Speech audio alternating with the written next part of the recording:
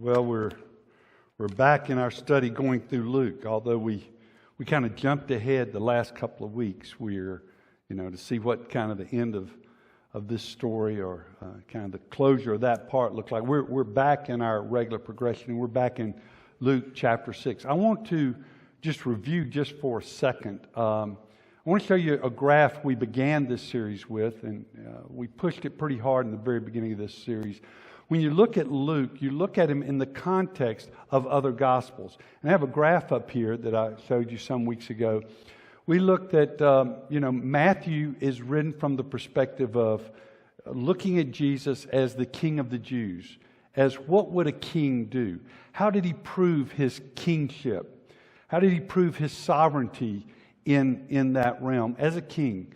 And so there are things he wouldn't do. A king, for instance, a king has a lineage, a genealogy, and so Matthew includes that. But those are the glasses that Matthew puts on to see and view and to share with us about the life of Jesus. Mark, on the other hand, is directly opposite of that. He's looking at Jesus as a servant. So Mark is always, Jesus is on the go. He's just doing. He's just running around. There's never a moment. If he's not doing, he's sleeping.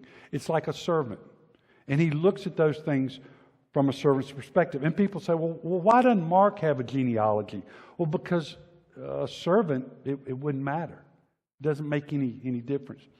Then John looks at Jesus from the sky, from a divine perspective. He doesn't have a genealogy insofar as he goes back to the very beginning for Jesus. And so everything is with those lenses on. It's from the top down, from the divine perspective. Luke is unique in this respect. It looks at Jesus' life as a man, as from the ground up, from the dust up. What did I put up here? From the soil up. And so it's important that we take things like that, that we read his gospel, understanding he's from the ground up. In fact, the genealogy is a little bit later. It's in chapter 3. And it traces the genealogy not back to Abraham, David or Abraham, like Matthew does, but it traces the genealogy back to Adam. So he's building his gospel. He's selling his gospel from the ground up. And what he's doing, he's encouraging a person who has believed in Christ, Theophilus, a person who has embraced and accepted Jesus' offer of life. There's every intention that he's done that. And his gospel is written so that Theophilus can know with certainty the things that he's believed. So with that, Jesus has done a lot of miracles. He's done things to turn our heads. He's done things to make us consider who he is in his personhood, what he came to do. And then he begins to draw some people, some common people, some very different people, very diverse group, from fishermen to tax collectors to zealots who wanted to see Rome overthrown. People come to this party and they have their own agendas, thinking and wondering about what Jesus should be doing. All of them say, well, I have an opinion. There were 12 disciples and there were probably 15 different opinions about what he should do, what he should major on. And so Jesus ends up, right after he draws these people, he prays, right after Luke says he selected these people, what he ends up doing is he ends up telling them, what's the life of discipleship like? Well, if you're going to follow me, what is that going to be like? What does that look like from the ground up? And he says, you're blessed if you experience this, but woe to you who think you're winning now.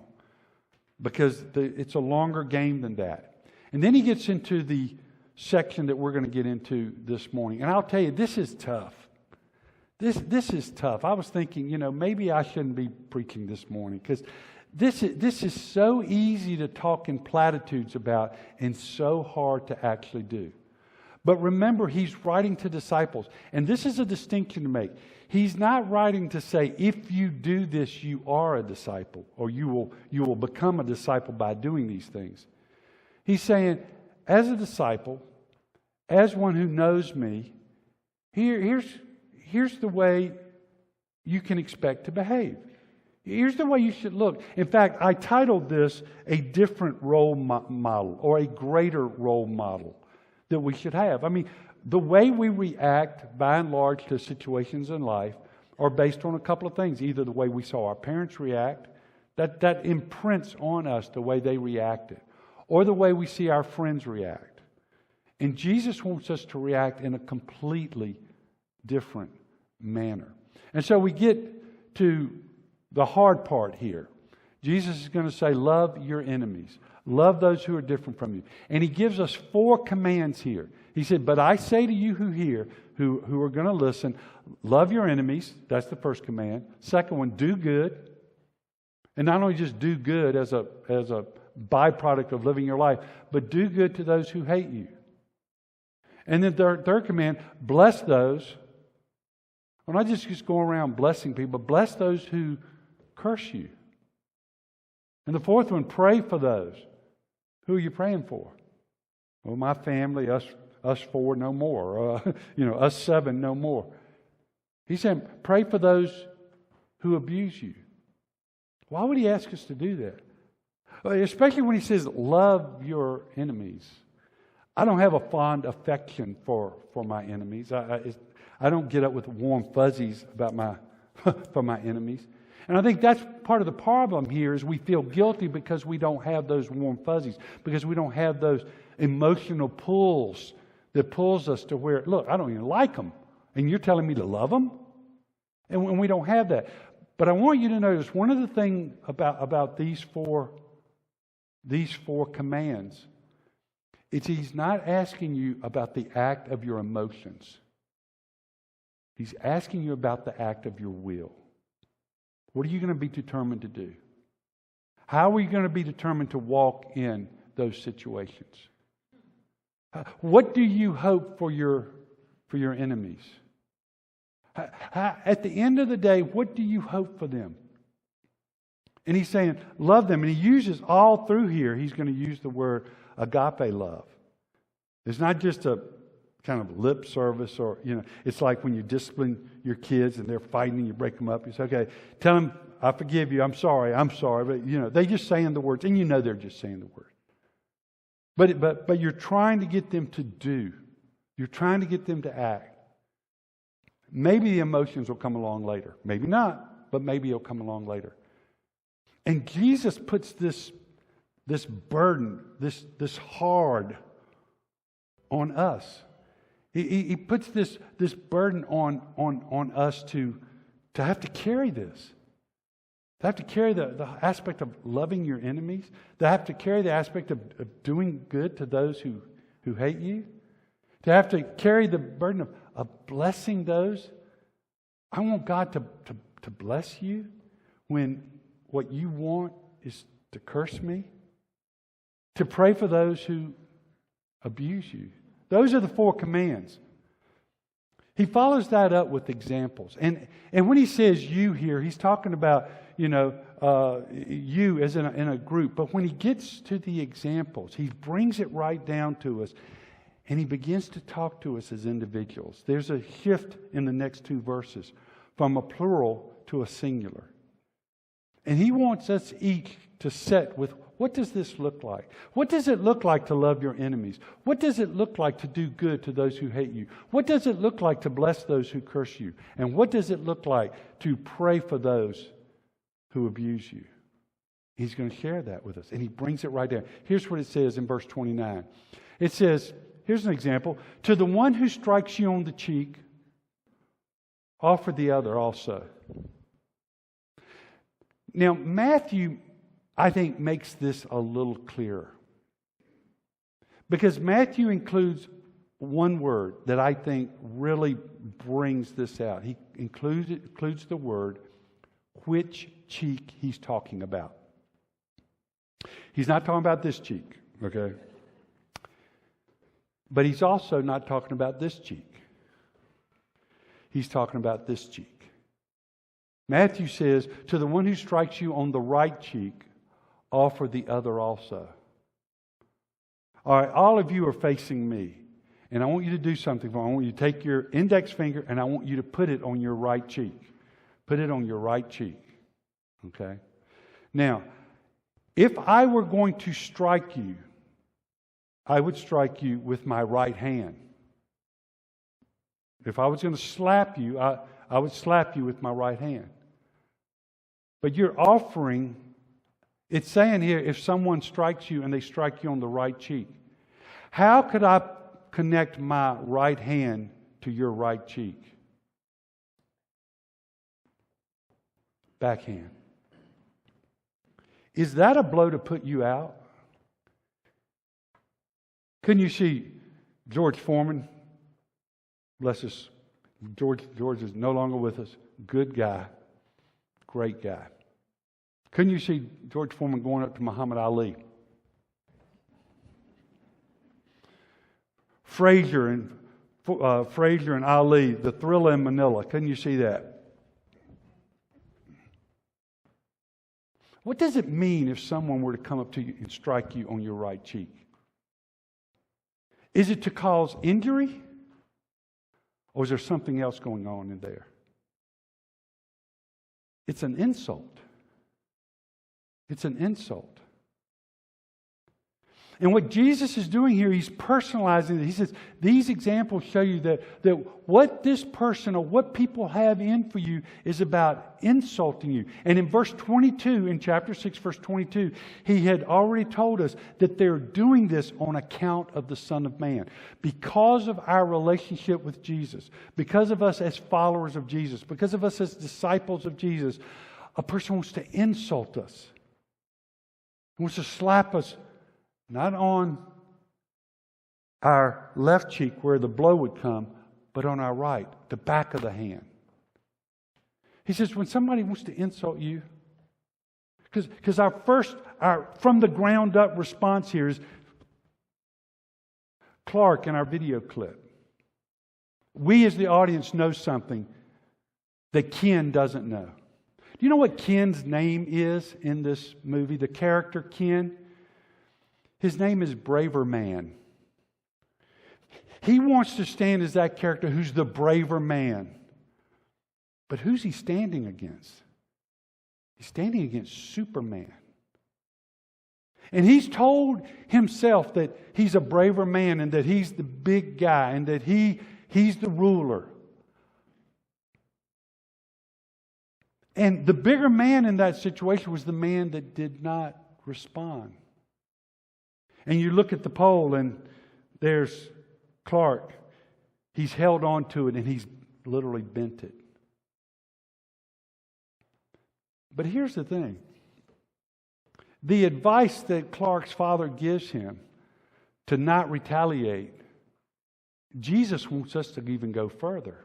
Remember, if we remember the verses before, love your enemies. Clark, you gotta love Ken. You got to bless him. You got to pray for him. You got to do good for him. Because Luke is telling us that there are people who will try to insult, not injure, insult us. Every time we turn around, they're trying to put us down. They're trying to put us in our place. They're trying to say, hey, you're connected to just Jesus guy? No. How weak. How soft. Trying to insult. Then he says, from the one who takes away your cloak, do not withhold your tunic either. The tunic was the undercoat, the cloak was the outer coat. It's very interesting. If you read the Matthew account of this in Matthew chapter 5, he reverses it. Because he's writing to a Jewish audience. He says, if someone takes away, they steal your undercoat, your tunic, offer to them your outer coat as well.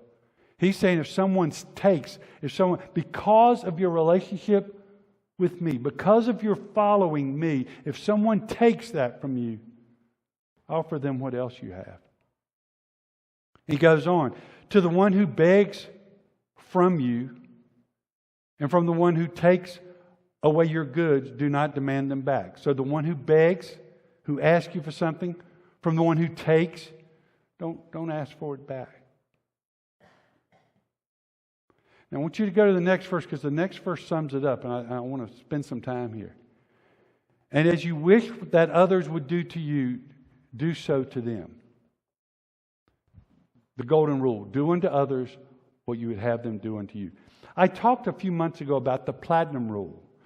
Do unto others what they would want done to them. This is a little bit different, and I thought about it a little bit further, a little bit more. I like this better. Because I want you to think about it for a second. Do unto others what you would have them do to you. People always ask me, Rod, I pull up on the road, at a stoplight, and there's people out there with signs. There's all these people. They've got their, I don't know where they get their signs, the homemade sign store. They go and get their signs. And I just feel like I have to do something. Emotion. I feel like I have to do something. And I can remember Gail Mills, Ernie and Gail Mills run the Durham Rescue Mission. And Gail made a statement about not giving to people in that situation. And that sounded odd. And she says, really, sometimes you end up doing that and you end up risking their lives by doing that. Especially in the winter when it's cold. When they could come in and we offer them a meal and we offer them a place to stay. And they'll stay out there because someone just keeps giving them just a little bit more. Just a little bit more. Just to hang on. Just a little bit more. Now let me ask you something. When I was thinking about it this way. It is so cool that God doesn't make us become parents before we're children.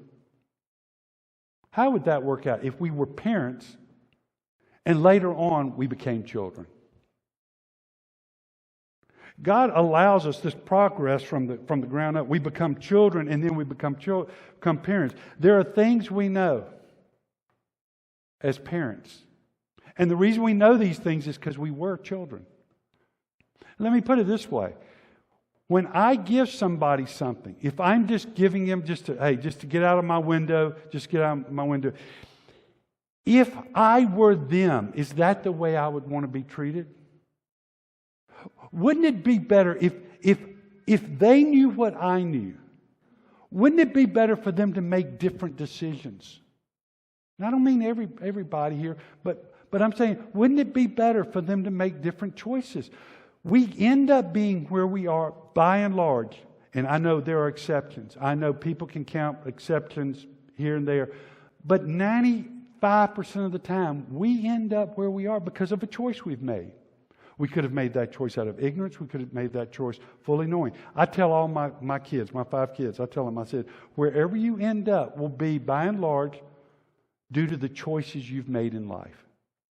You won't be able to blame mom or dad. You won't be able to blame the church. See, we've become a whole culture and a whole society where we say, well, it was because of your parents. It was because of your great-grandparents. It was because of this, because of that. You're given the right to make choices. And I think what he's saying here is you end up doing for them what you would want them to do for you. Because you've got wisdom. You've got information. Let me put it this way. If after the service I came down and I swung at Pat Cavanaugh and I swung and I hit him, and he'd look at me and say, "You're a preacher." And first thing Pat would say is, "That didn't hurt," But the second thing he would say is, "But you're a preacher. Why would you do that?" And then the next Sunday I preach and I come down, and if I were him, what would be the right reaction for him to have? Well, he could swing back. The next Sunday he could swing back. He could hit me. He could ignore me and walk away. But there's one other thing he could do. He could duck.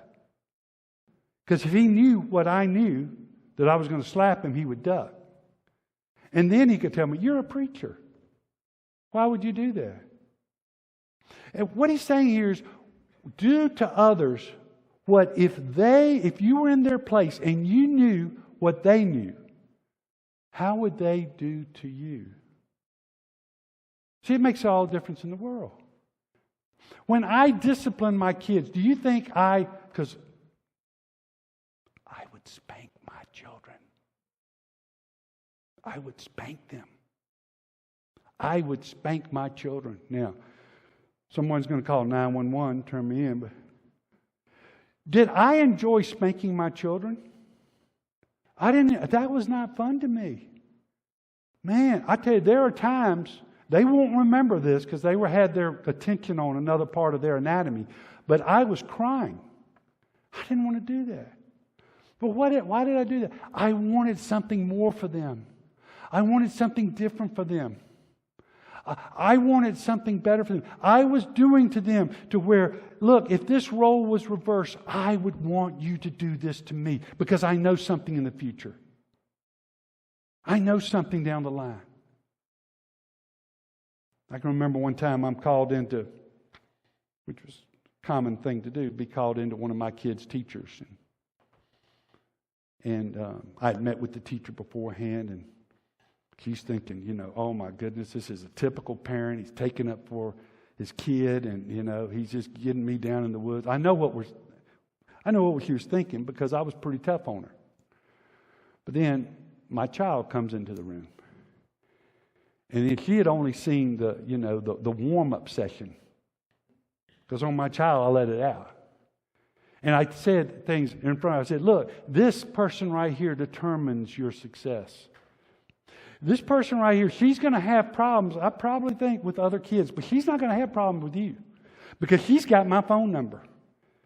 And right in the middle of class, it doesn't matter where I'm at, she's going to call me, and I'm coming into this class, and in front of the students, it was just us in the room, in front of these students, I'm coming in, and I am going to spank your tail right here in front of the whole school. It's going to be embarrassing, and you're going to end up crying in front of the whole school because this lady holds the key. This lady, and she's going to worry about all the other students because she's not going to worry about you. Do you know what? Not another problem. Not another problem. Rod, why would you do that? Because I would want, if he and I switched positions, I would want him to do that to me. Because it means enough to me for my future, for somebody to be honest with me. Not just to give me $1 or to pass off $5, but to do something that shows I really, really care. Do to others what you would have them do to you. Come to others with the information and the knowledge that you would like if the roles were reversed. And that's what you ask yourself. If the roles were reversed, how would I have treated? As a pastor, there are people that in my 36 years they've come at me just to take my knees out from under. But there are other people that have come at me, and I could tell their real reason for coming at me was because they wanted me to improve. They wanted me to see something that I was blind to. And that's what's going on here. Even your enemies, even those that want to harm you, that's what's going on here. And then he says, if you love those who love you, what benefit is that to you? That word benefit is going to happen 3 times, and he uses a different word, but it's all the same word. Grace. What grace is that to you? If you love those who love you, what grace is that to you? What benefit? Some of your translations say, what credit is that to you? Look at it this way. When I eat Brussels sprouts or asparagus, when I eat asparagus, I do this. I eat some asparagus. I'm pretty proud of myself. You know what I don't do? When I eat some custard or Breyers vanilla bean ice cream, I don't go around and say, I eat some vanilla bean ice cream. I might be proud if I said, I ate some vanilla bean ice cream and I did not finish the whole half gallon. I might be proud of myself there. It's easy. It's easy to eat ice cream. It's hard for me to eat asparagus.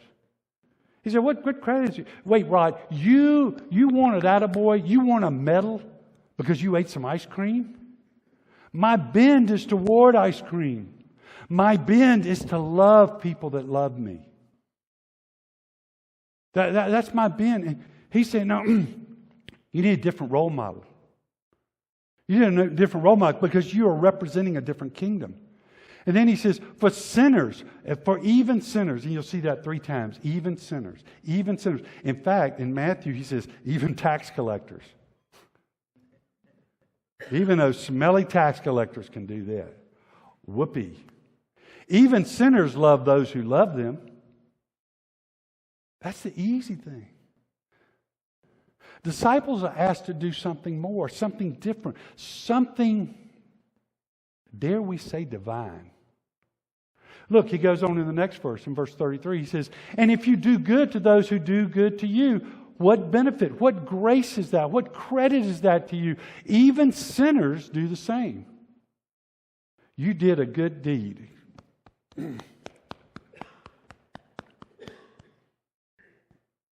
Everybody does that. Everybody.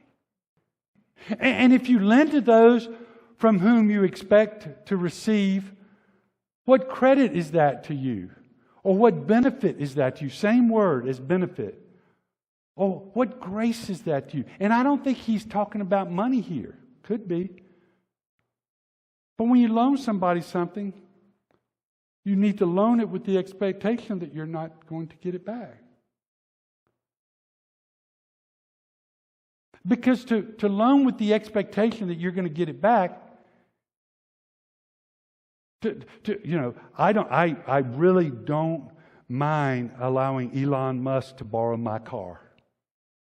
Elon can borrow my car. But somebody else, maybe not. They're not good for it. You know, we do that calculation thing here. We do. What good? What? You want people to go, oh, that was so good. Even sinners lend to sinners to get back the same amount. Even they do that. That's not your role model. You have a different role model. And then he lands it right here in the next verse. But love your enemies and do good and lend. He brings all those 3 together, expecting nothing in return. And here's what will happen. Your reward will be great. He says you don't have to keep up with it. There's somebody else keeping up with it. You don't have to keep up with that stuff. You say, well, now I did this and they're going to do this. You don't have to do all that calculation. And here's the thing about it. He's trying to get our mindset that we are on a different plane. We're dealing with different things. We're not dealing with stuff. We're dealing with a whole different plane of things. He says, your reward will be great and you will be sons of the Most High. I think a better, and I think this is true to the text, a better rendering of that is you will be shown to be, or the way I wrote it down, you will show yourselves to be sons of the Most High. You will act divine. You will act out of the ordinary. You'll show yourselves to be sons of the Most High. For He is kind to the ungrateful and the evil. That's the way Daddy acts. That's the way He acts. He says, be merciful even as your Father is merciful. He is connecting you as a disciple, as a follower to the Father. And the longer you walk with Him, the more your heart should be away from this world. Even sinners, even sinners, even sinners. That's not your standard. And it should be moving more to your Father who is merciful. It should be moving more from even sinners to sons of the Most High. Show yourselves to be sons and daughters of the Most High. This is hard. And it's going to get harder. We've got 2 more messages in this section of teaching because Jesus has already shown us who He is and He's called us. He's called the disciples and we're following along with Him. And then He drops this. If we're going to be His disciples, it means we're going to love those who are unlovable. We're going to do good to those who don't deserve it. We're going to pray for those who want to curse us and bless those who want to curse us. We're going to pray for those who want to harm us. He's developing a whole different kingdom with a whole different values. And he says, this stuff is real. And this stuff hits right where we live. It's right there. It's where the rubber meets the road. And he's going to talk about judging. And that you hear thrown around a lot. Judge not, judge not. Hey, you can't judge me. Don't judge. Next week, we'll be talking about that. But he's saying this is where we live out what it means to know Him as the Son of God, as the Son of Man, as Jesus. And so we're constantly moving that needle from even sinners. That is not your standard. You know, here's the way that plays out. And this was years ago. People say, well, I'm bad, but I'm not as bad as Madonna. You know, and I'm looking up, where in the world is Madonna the standard here? You know what no one said? I'm bad, but I'm not as bad. I'm good, but I'm not as good as, as Billy Graham. You know, nobody ever used that as a standard. They would say, you know, I'm not as bad as Hitler, you know. Okay. But be merciful, even as your Father is merciful. Let's pray. Father, may we learn and not just know, but live the hard stuff. May we live the love. May we act instead of reacting. May we choose to put our eyes on you and your example. May we choose to go against the grain of this world system and love the unlovable and show mercy to those who don't deserve it. And to help, to do unto others as we would have them do to us. May we live out what it means to have a different role model. May we be known as disciples of Jesus. For it's in Christ's name I pray. Amen.